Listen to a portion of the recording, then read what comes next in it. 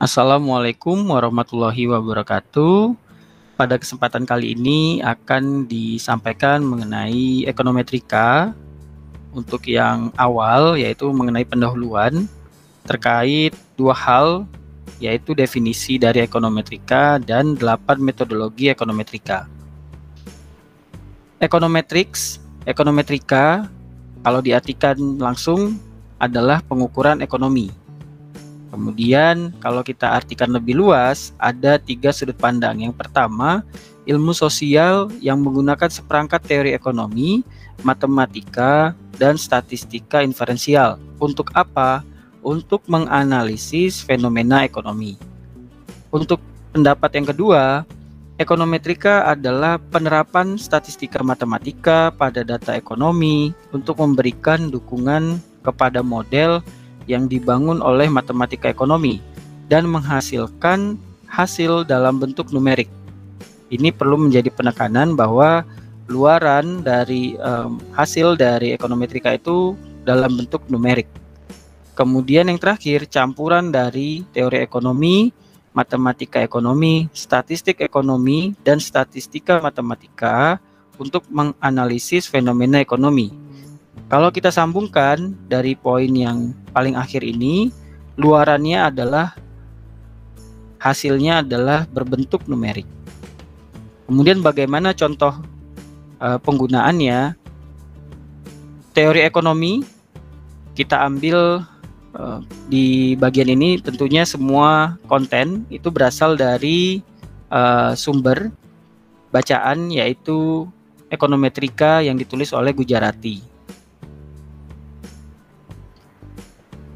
Kita ambil yang pertama, teori ekonomi, disebutkan bahwa ketika harga suatu barang naik, maka jumlah permintaan terhadap barang tersebut cenderung turun.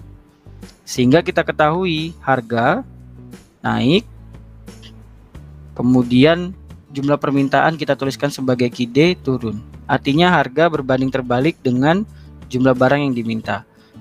Secara matematis bagaimana menuliskannya? Maka QD sama dengan A dikurangi BP. Nah, negatif ini menunjukkan hubungan terbalik di antara harga dan jumlah permintaan.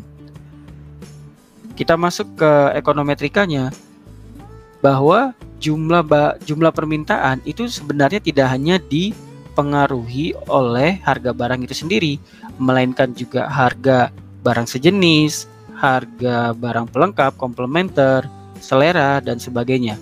Oleh karena itu, ada faktor lain yang mempengaruhi jumlah permintaan, dan kita harus menuliskan itu.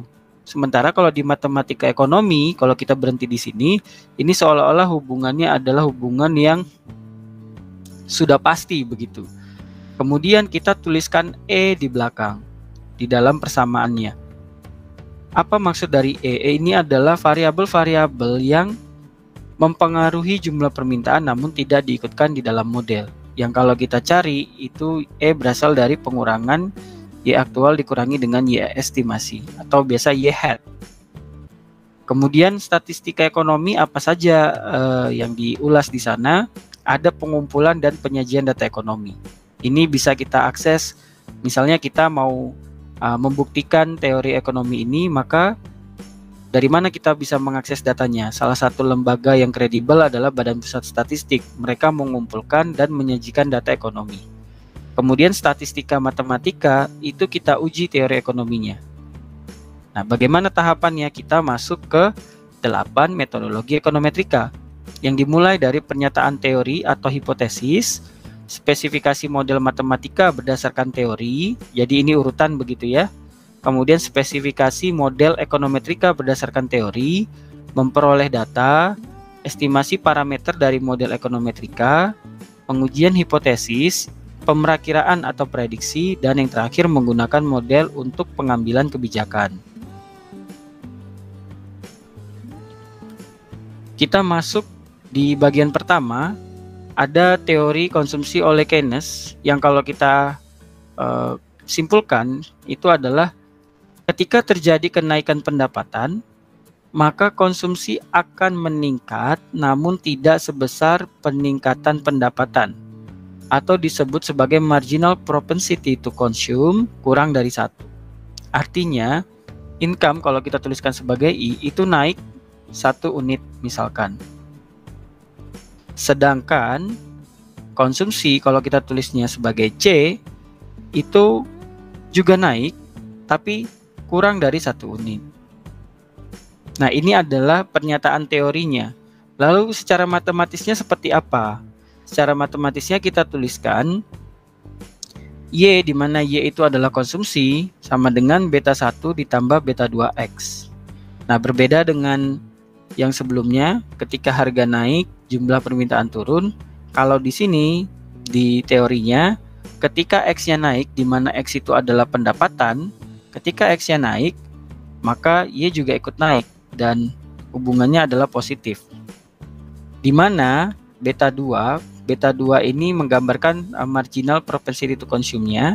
Artinya ketika X-nya naik 1 unit, marginal propensity to consume-nya juga ikut naik tapi kurang dari 1.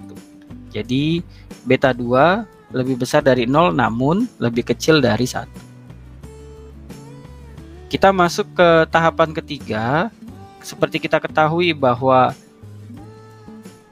pengeluaran atau konsumsi itu tidak hanya dipengaruhi oleh pendapatan, tapi juga jumlah anggota rumah tangga. Misalkan semakin besar jumlah anggota rumah tangganya, maka semakin besar konsumsinya. Jadi tidak hanya pendapatan gitu ya. Nah, sedangkan di dalam model ini kita baru mengikut sertakan satu variabel independen. Sehingga kita tuliskan E untuk mencakup variabel-variabel independen lain yang memiliki pengaruh terhadap konsumsi namun tidak diikut sertakan. Nah, sehingga di sini sudah spesifikasi model ekonometrika berdasarkan teori. Kemudian tahapan yang keempat, ini dikutip dari buku Gujarati. Misalkan kita sudah punya teori ekonominya dari Keynes, kemudian kita sudah buat persamaan matematis, spesifikasi model ekonometrik, kemudian untuk nantinya bisa kita estimasi, kita butuh data. Dan di Gujarati dia mengambil data sekunder begitu ya, mengenai Y-nya itu adalah personal consumption expenditure dan X-nya itu adalah GDP. Nah, jadi ini ingin membuktikan apakah benar ketika X-nya naik 1 unit, Y-nya juga ikut naik namun kurang dari 1 unit. Ini data dari tahun 1982 hingga 1996. Sehingga kalian juga bisa melakukan hal ini karena Badan Pusat Statistik, World Bank, dan institusi lain itu mempublikasikan data dan bisa diakses. Kemudian yang kelima, estimasi parameter dari model ekonometrika. Nah, tadi kita sudah buat spesifikasi modelnya itu Y sama dengan beta 1 plus beta 2X plus E. Kalau kita menggunakan data pada poin 4 ini, maka diperoleh hasilnya adalah minus 184,08 ditambah 0,7064X. Sehingga beta 2 ini kita ketahui nilainya gini ya, beta 2 itu lebih kecil dari 1. Berdasarkan data yang dianalisis, diketahui bahwa secara rata-rata, kita sebutkan secara rata-rata begitu ya. Ketika pendapatan naik sebesar 1 unit, maka konsumsi juga naik sekitar 0,7064 unit. Nah, dari mana data ini berasal? Maka kita perlu untuk melakukan perhitungan langsung. Misalnya ini kita buka Excel-nya begitu ya. Di sini ada Excel-nya. Kita sudah input data dari tahun 1982 sampai 1996. Ini variabel dependennya dan ini variabel independen. Dengan sederhana kita menggunakan Excel, pakai data analysis. Kemudian kita pilih di data analysis ini, kita pilih regression begitu ya. Kita pilih regression. Nah, kemudian kita input Y-nya. Labelnya juga kita sertakan, jadi tolong diperhatikan di bagian itu. Kemudian kita juga sertakan X di sini beserta labelnya dan kita harus centang. Lalu di mana mau diletakkan outputnya? Kita taruh di E3 dan kita klik OK. Nah, kita butuh untuk mengetahui parameter nilai dari parameter yang kita cari. Parameternya adalah beta 1 dan beta 2 begitu ya. Nah, kita sudah dapat intercept ini adalah beta 1. Ini interceptnya. Kemudian X ini adalah beta 2. Misalkan saya mau cari secara cepat gimana ya? Bisa juga misalnya intercept. Masukkan data X-nya, data Y-nya, begitu ya. Kemudian masukkan data X-nya. Lalu saya juga mau cari secara cepat nilai dari slope-nya, nilai dari beta 2-nya, begitu ya. Maka slope, ini kita masukkan Y-nya, kemudian kita masukkan juga X-nya. Enter. Maka kita bisa menuliskan Y sama dengan minus 184,078 ditambah 0,706408. Kita bisa menuliskan seperti itu ya. Nah, kita masuk ke PowerPoint-nya lagi. Keenam apa? Pengujian hipotesis begitu. Nah, tadi kan kita sudah tahu bahwa 0,7064 udah benar ini, bahwa marginal propensity to consume-nya itu kurang dari 1. Nah, pertanyaannya secara statistik itu benar atau tidak begitu ya. Nah, kita harus uji hipotesisnya, di mana H0-nya itu pendapatan tidak berpengaruh positif terhadap konsumsi, atau H alternatifnya pendapatan berpengaruh positif terhadap konsumsi. Nah, kita kembali lagi ke Excel-nya gitu, karena tadi di Excel kita baru membahas tentang intercept dan juga slope-nya. Kita lihat dari p-value-nya ya. Ini kita buat 3 angka di belakang koma. Nah, kita lihat di sini. Nah, ini kita ketahui bahwa p-value-nya itu di bawah 0,05 gitu ya. Nah, tadi kita lihat bahwa di dalam pengujian hipotesis kita menggunakan dua sisi. Artinya, kita menggunakan satu sisi. Artinya, pendapatan tidak berpengaruh positif terhadap konsumsi. Tapi kalau teman-teman perhatikan, ada juga yang akan menuliskan hipotesisnya, misalkan X tidak berpengaruh terhadap konsumsi. Jadi belum ada arahnya, apakah dia positif atau dia negatif. Nah, kalau di kita, di video ini sudah ada pengaruhnya positif, sehingga satu sisi diuji. Dan ini dia lebih kecil, bahkan lebih kecil daripada alfa 1%.